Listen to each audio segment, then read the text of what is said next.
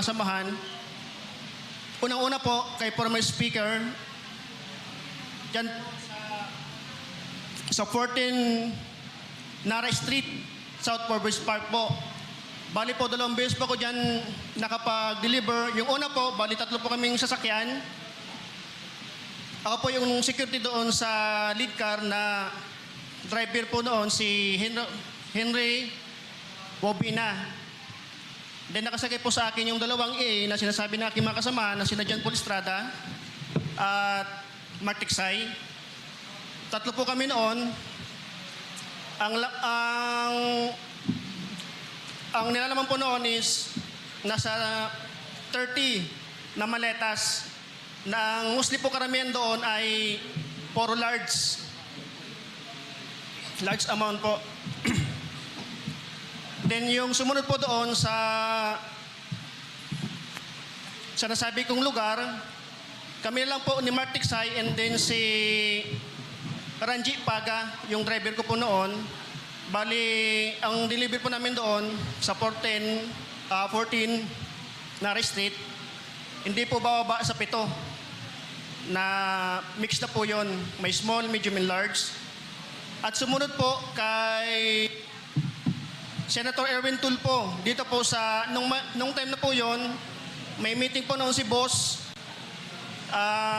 dyan sa may Marie Restaurant, sa may Tomas Morato, Timog, Quezon City. Kami po yung, advance team po.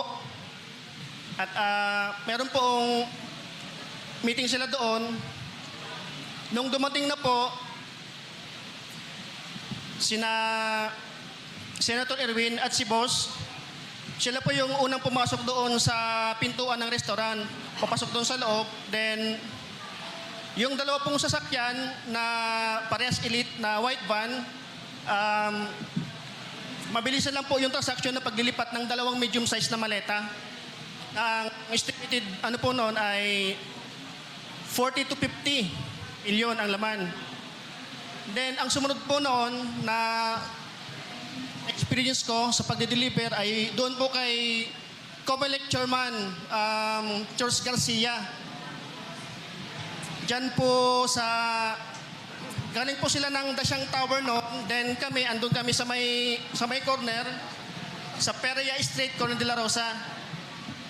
Bali, ang kasama ko rin po noon si Mark Tiksay at si Ranji Paga po ulit. Na ang dala po namin ay yung hand carry bag na kulay itim.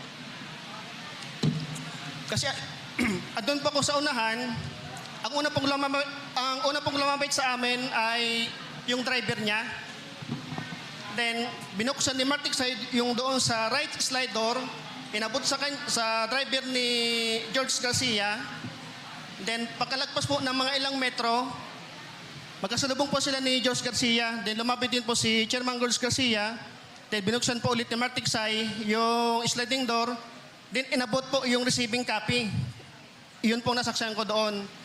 Then tinanong ko po si Mark Tiksay, sabi ko, Boss Mark, magkano po ba yung laman ng hand carry na yun? Sabi niya 10 million daw po. Yun lang po at maraming salamat po.